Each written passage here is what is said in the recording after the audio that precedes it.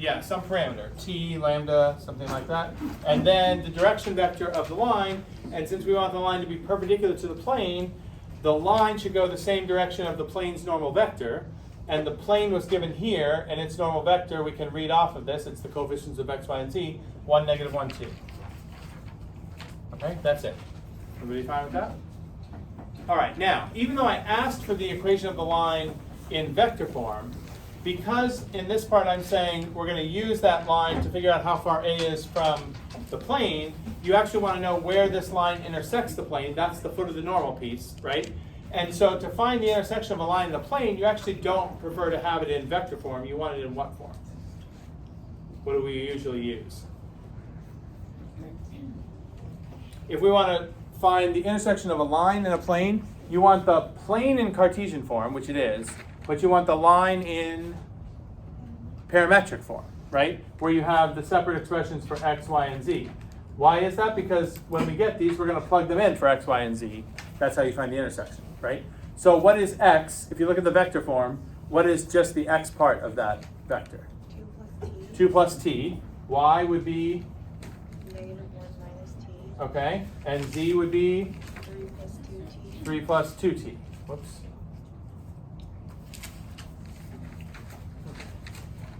Okay, so now we're going to plug those into the equation of the plane. So it's x, 2 plus t, minus y, so minus the quantity negative 1 minus t, plus 2z, 2 times 3 plus 2t, has to equal 27. Right, and we get an equation in terms of t that we can solve. If you count up your t's there, how many t's altogether?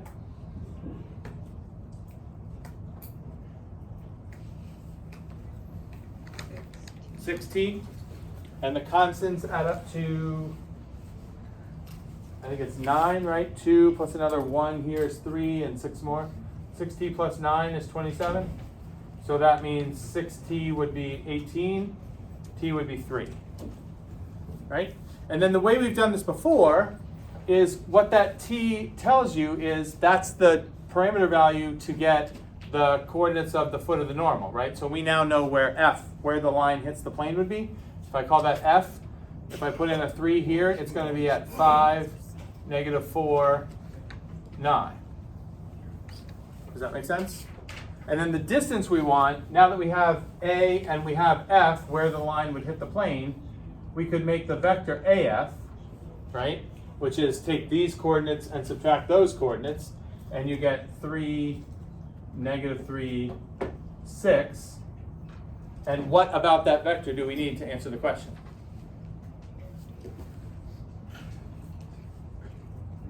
Magnitude, right. Okay. And I showed you something related to this yesterday. This one is not that bad, but if you want the magnitude of this, notice there's a scalar here, right? So the magnitude of AF, if I take the scalar out, the magnitude would be 3 times the magnitude of 1, negative 1, 2. Right? And what is the magnitude of 1, negative 1, 2? Root 6. So the distance we're looking for is 3 root 6. Okay? Now, some people in the other classes this morning were pointing out that once you have this 3, if you think about going back to here, if t is 3, then this point becomes the foot of the normal, right? So it's saying to get from A to the foot of the normal, you need 3 of these direction vectors, right? So if you find the magnitude of the direction vector and then your t is 3, that's telling you how many of these direction vectors it takes to get from point A to that point F, right? So you don't actually even need to know F or the vector AF to get that 3 root 6, but this is the way we've done it in the past. Does that make sense? Maria? For question 2, I guess I just don't really understand it conceptually. If you have different points but you have the same direction vector, how does that necessarily make the 2 equations perpendicular to each other? Well, which 2 things are you looking at? The plane and the line? The plane and the line. Okay, so the plane, we're starting with this plane, which has this equation. And since it has that equation, we know that there's like a normal vector here. And the normal vector would have components 1, negative 1, 2.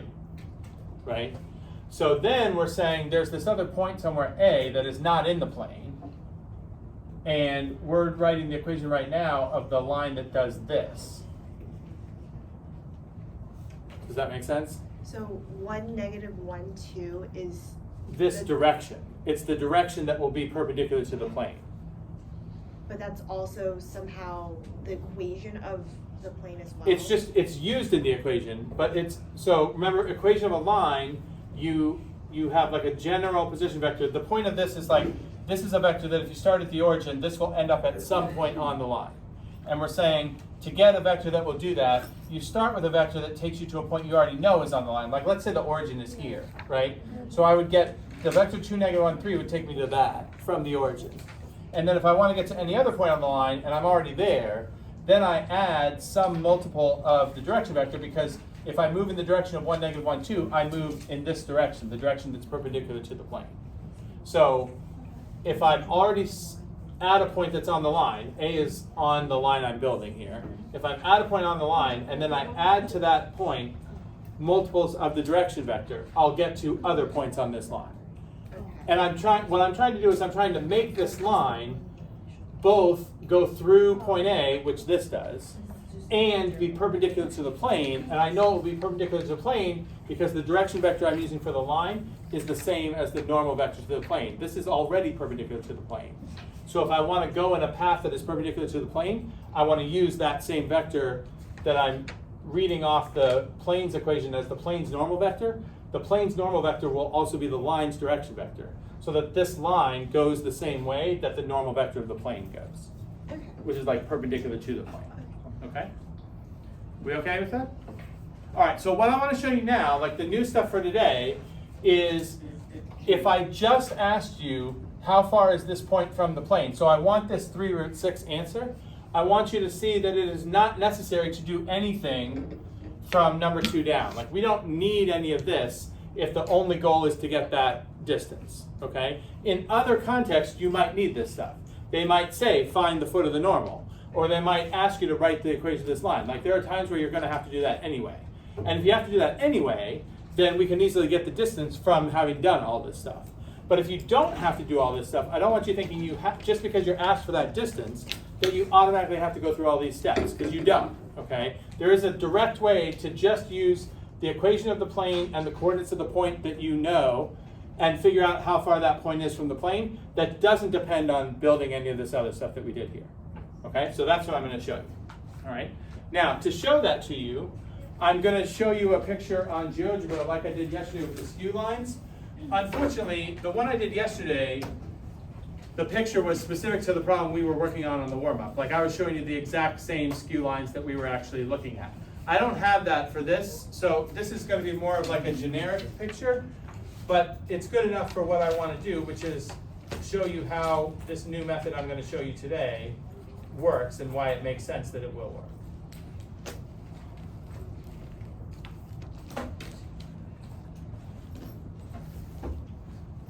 So let me drag this to where you can see it.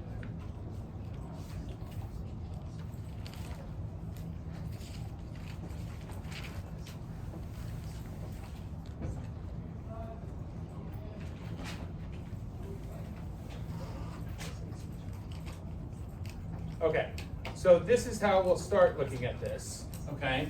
What you would be given to start with is you would have the equation of some plane, that's the gray area here, and the coordinates of this point. So the only two things you would know right off the bat are the coordinates of that point, and you'd have an equation of the plane, probably in Cartesian form. The vector form of equation of a plane doesn't really work well here, so if for some reason you were given the equation of the plane in vector form, you would switch it to Cartesian form first, and then proceed with what I'm going to show you, okay? All right, now, this is similar to what we did yesterday with the shortest distance between skew lines, okay? The first thing I'm going to do is I want to connect the two things I'm trying to find the distance between. So that's connecting this particular point to this plane. Now I can connect the point here to any point in the plane. The whole point of doing it this way is, and saying it's easier, is that it doesn't depend on me having to find the foot of the normal. So you don't need the foot of the normal, you just need any point in the plane. And I'm going to make a vector that joins some point in the plane, I don't care what it is as long as I know it's in the plane, to the point I'm trying to get the distance to, okay? So in GeoGebra, they're calling that vector AB, Okay, this is A and this is B. I'm going to call the point that we know is in the plane P0 and the point that we're trying to get the distance to P1. Okay, so when I do the stuff on the slides, this vector, which on GeoGebra right now is called AB, is going to show up for me as P0 to P1. Okay, now that is a distance between the plane and the point, but unless this direction happens to be perpendicular to the plane, which if you're just choosing a random point, most likely it's not, this distance is longer than the shortest possible distance. Does that make sense? The only way it's going to be the shortest possible distance is if the direction you're going is the same as the direction of the plane's normal vector, okay? And if you're just picking random points, you probably aren't going the same direction as the normal vector. But if you're given the equation of the plane, you also will know what a normal vector for that plane is, right? You can read that off of the coefficients of x, y, and z, okay? Now, the way they're showing the normal vector here, it's actually shorter than the distance we're trying to look for here, but I don't care about the magnitude of the normal for this purpose. This is just giving me the direction I would need to go to measure the distance, okay? So this is similar to what we did yesterday, where I'm going to now make a right triangle out of these two vectors. I have the vector joining the point to the plane, that's my P0, P1 vector, and the normal vector. If I start them both at the same point, I'm going to start them at this P0. There's an angle theta right there. I can't write on this part. I'll show you on the board in a second. But there's an angle theta right there. And I'm going to make a right triangle here by using that projection idea I showed you yesterday, okay? Basically, we're saying if we were going to break this vector down into two components, one of which was in the normal vector's direction and the other one is perpendicular to that, we want to know how much of this vector would be in the normal vector's direction. That's what's called projection. IB doesn't test you on projection, so you don't need to know that term. But I'm going to show you that this is a right triangle here. I know it doesn't look like a right triangle, it's kind of distorted, but I can turn it so you can see that it is a right triangle.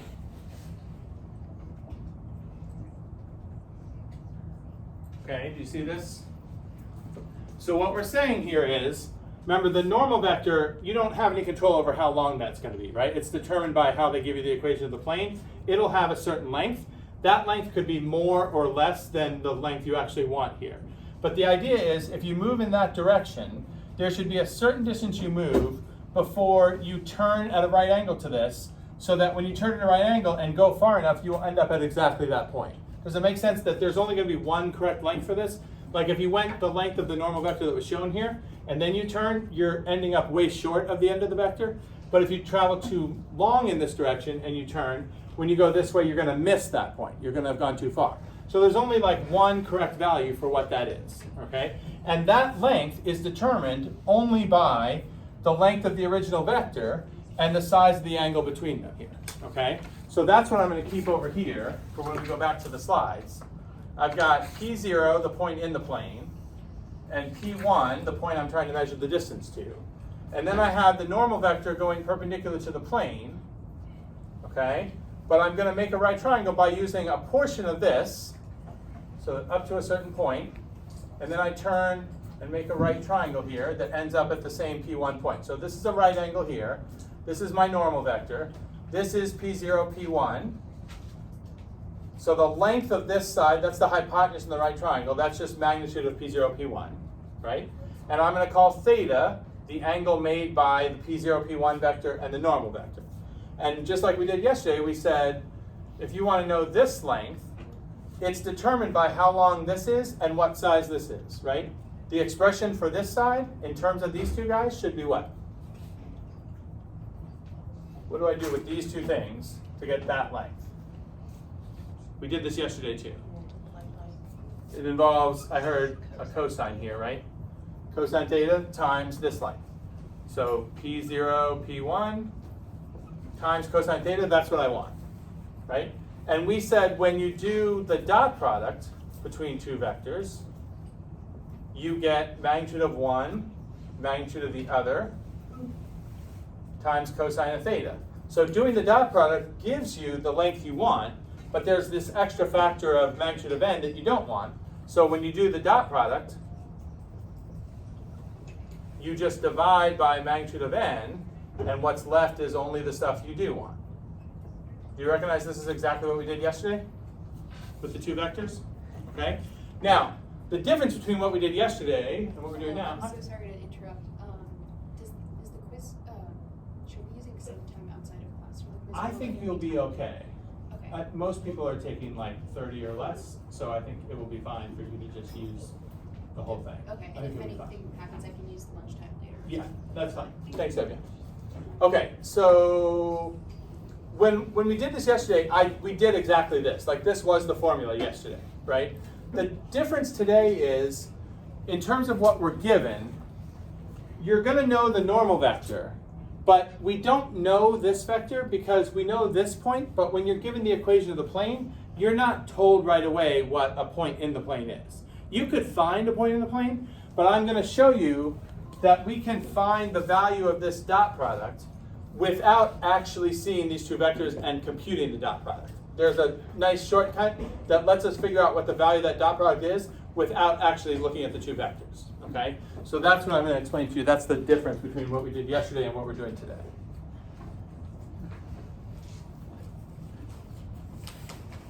Okay, so in order to do this, I have to take you back to when we were first writing equations of a plane, because I have to change one thing that I named a certain way when we did this the first time around, that we're going to have to alter a little bit this time. So this stuff should be reviewed for you.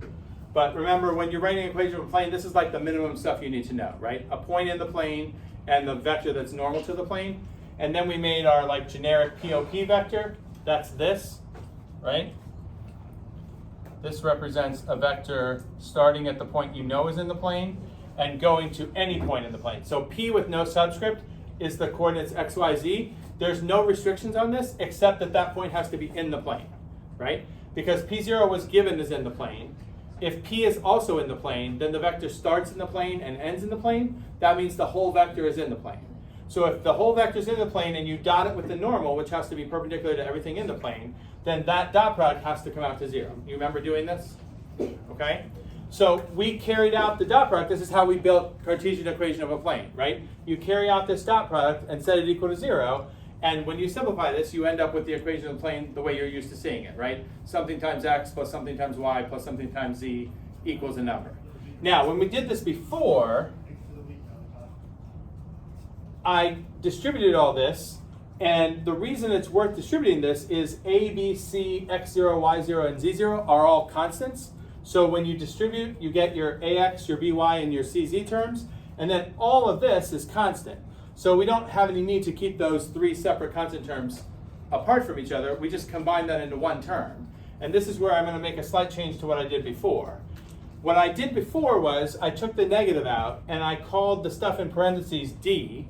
And so we wrote this as ax plus by plus cz, and then I had minus d equals 0, and we moved the d to the other side, right? So then we would have ax plus by plus cz equals some number. That number was d. It's going to be easier now for what I'm about to do if we include the negative in what we're naming d. So I'm now saying this whole thing with the negatives is your d. And that means I have ax plus by plus cz plus d equals 0. And I put a star there to just say that's a little bit different than what we did before, because now the d I'm using here is actually the negative of the d we said before, right? Because I'm bringing the constant over to the other side, okay? I'm doing this for a point. You're going to see in what we're going to do today to figure out distance between a point and a plane, you actually want the plane's equation to be written this way, where you have nothing on one side of the equation. All the terms are on the same side, so the constant comes over to the same side where the x, y, and z are. Okay? All right, now, if you understand that as the equation of the plane, I'm going to show you what happens when we dot our normal vector with this vector containing, like the vector that connects a point in the plane to the point you're interested in. We don't have what that vector is, but I can show you what would happen if we dotted that vector with n, no matter what our p0 was, okay? This will skip us having to actually find a point in the plane, okay? So now I have p0, which is my point in the plane. There's no restrictions on p0 except it has to be in the plane. So it doesn't have to be any specific point in the plane. And p1 is the point you're given that you're trying to measure the distance to, okay? So if I make the vector between those, p0, p1, I take p1's coordinates and subtract p0's coordinates, right? And in the distance formula that I'm trying to get there, I'm supposed to dot this vector with the normal vector. So that is, this is what I'm trying to find, okay? N dotted with p0, p1. So on the next slide, I'm going to actually carry out this dot product. N is ABC. These are the components of P0, P1. We're going to carry out the dot product, and I'm going to show you what you notice you get, which eliminates the need for actually having to write down what this vector is. Okay? All right, there's the distribution, right? A times the x stuff, B times the y stuff, C times the z stuff. If I distribute all that, I get ax1 plus by1 plus cz1, and then I get the same minus ax0 minus by0 minus cz0. Do you remember from the slide 2 screens ago, I said that is the thing I'm now going to call D. So when I do this dot product, what I actually get is ax1 plus by1 plus cz1 plus D. Well, remember the equation of the plane, if you move the constant over, the equation of the plane is this, right? So do you notice if this is the result of the dot product, but this is the equation of the plane, when you do the dot product, all that's happening is your point that's outside the plane that has x1, y1, and z1, those coordinates are being plugged into the plane's equation, okay?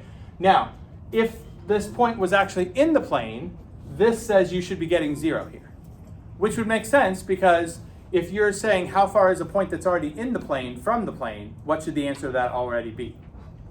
0, okay? But the point is, this point here is not in the plane. So when you plug those coordinates in, you are not going to get 0, okay? What you're getting is the numerator of the distance, okay? That's not the distance yet. You still have to divide by the magnitude of the normal, okay? But here's the formula for the distance, okay? If you want the distance between this point and the plane given in this form, all you do is plug the coordinates for the point into the plane's equation with the constant on this side, so you have to include that plus D in there. That's your numerator, that's the dot product. Now, do you see I have bars around the numerator? Right? Why do I have bars there? What are those bars meaning? That's absolute value. Why would it make sense to put absolute value here? Distance can't be negative, but that result is a dot product, and sometimes dot products are negative, right? So that's why we put the absolute value there. That result there is the result of doing the dot product. You never actually see the vectors you're dotting, but if you plug the point's coordinates into the plane's equation, the number that comes out is the number that you would get when you do the dot product. And then you just have to divide the absolute value of the dot product by magnitude of the normal, and that's your distance that you're looking for. My clock is stuck on 10:20, I forgot. It decided to die right at 10:20. Okay, so now I want to show you with the warm-up how we're going to get the same answer using this instead of doing all the foot of the normal stuff. Do you remember what the answer to the warm-up was? How far was that point from the plane? 3 root 6. Okay, so now I want to show you that we're going to get the 3 root 6 answer with this formula rather than all the stuff we did in the warm-up. Okay, so let's bring back the plane's equation and the point. Okay, if I want to get the distance between this point and this plane, the first thing I'm going to think of is I need to modify the way this equation is given to me. What do I need to do? Right, you need 0 on one side, so that means you need to bring the 27 over. So you should be, you should be thinking of the equation as x minus y plus 2z minus 27 equals 0. Think of the plane that way, and you're going to plug the point that is not in that plane into that expression. Now, if you get 0 when you do that plugging in, that means you use the point that was in the plane. We already know A is not in the plane, so I shouldn't be getting 0. Okay? The distance is going to be the result of putting the 2, -1, 3 into that equation, and then dividing that result by the magnitude of the normal. And my normal here is 1, -1, 2. So magnitude of the normal is root 1 plus 1 plus 4. Right? Now, if you plug in the point's coordinates into the plane's equation, you get 2 plus 1 plus another 6. That's 9. Minus 27 would be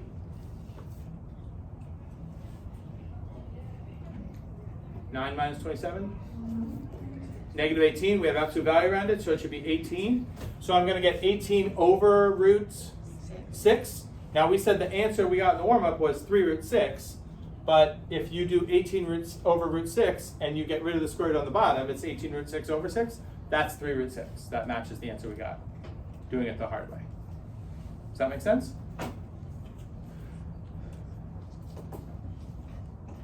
Any questions on the process?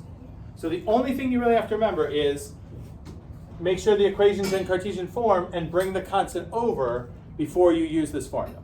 Okay? If you forget that constant, your numerator is going to be wrong and then you don't get the right distance. Okay? Is this formula like given in the IB? I don't remember that it is. I don't think so. I could be wrong about that. They've updated things since then, but I feel like last year when I was talking about this, somebody asked that and I don't think it was in there. Yeah, so it's helpful to know. Okay? Now, I'll show you one more problem that uses the same idea. It asks a question that looks different, but it's using the same idea. You can also use this if you want to find the distance between two planes that are parallel. Now, yesterday we were finding shortest distance between skew lines.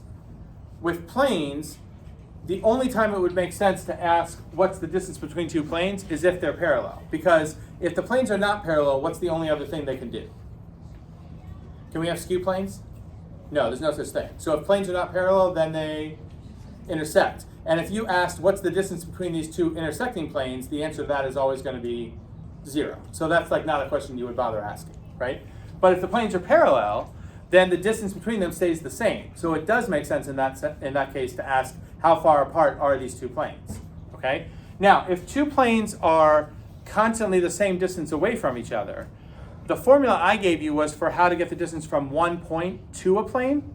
If we want to find the distance between two planes, the idea is you only have to pick one point in one plane and ask how far is that point from the other plane. Because since they're the same distance away all the time, however far that one point is from the plane is how far away the whole plane is from the other plane. Does that make sense? Because they're constantly the same distance apart. Okay? So we're going to try it with these two planes. Okay? First of all, how do I know that these two planes are parallel? 5x minus 2y minus z equals 12 versus 15x minus 6y minus 3z equals 6. What are scalar multiples? The direction vector. Yeah, we don't call them direction vectors for a plane, but I know what you mean. Okay. What are they called? The normal vectors, right? 5, negative 2, negative 1 is the scalar multiple of 15, negative 6, negative 3, right? This normal is 3 times the one on the top, right?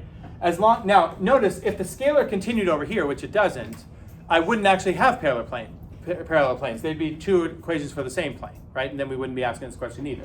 So these are two different planes, but they are parallel to each other because the normal vectors are scalar, okay? So all we need to do is find a point on one plane and figure out the distance from that point to the other plane. Now I'll ask you one other question. You can have it either way, right? You can get a point on here and find the distance to the second plane, or you can find a point here and find the distance to the first plane. If this was paper 1 with no calculator, do you see any reason why you would rather go distance to plane 1 or distance to plane 2? It's not that big of a difference, yeah? If you pick a point on the second plane, it's easier to find the square root of the absolute value of the normal. Yeah, the magnitude of the normal. Would you rather find the magnitude of 5, negative 2, negative 1, or 15, negative 6, negative 3? Without a calculator, the first one has smaller numbers. Now, the second one, you could pull the scalar out, right? It's not like the end of the world if you do it the other way. But if I'm looking at this, I would probably pick a point on the second plane and get the distance to the first plane. So what's an easy point? It could be any point. What's one point that's on plane 2? 0, negative 1, 0. Good. And you might have found a different one. It doesn't matter, right? You can pick any point. So we want to find the distance from that point, 0, negative 1, 0, to the other plane, 5x minus 2y minus z equals 12. And the way we're going to do that is we're going to write the equation of the other plane with the constant moved over, right? And then the distance is just what we get when we plug in this point into that equation. So we're going to get 0 plus 2 plus another 0 minus 12 in absolute value. Is that fine? Over magnitude of the normal, which would be 25 plus 4 plus 1 under the square root. Does that make sense? What does the numerator come out to?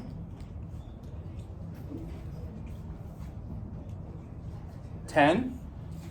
And the magnitude of the normal is root 30. That's your distance. And you're done. Make sense? Okay. All right, that's enough for what you need to do for homework 9. I may show you a little bit more of an extension of this when we start on Monday, before I give out the review, but we're basically like done with new content for vectors now. Okay?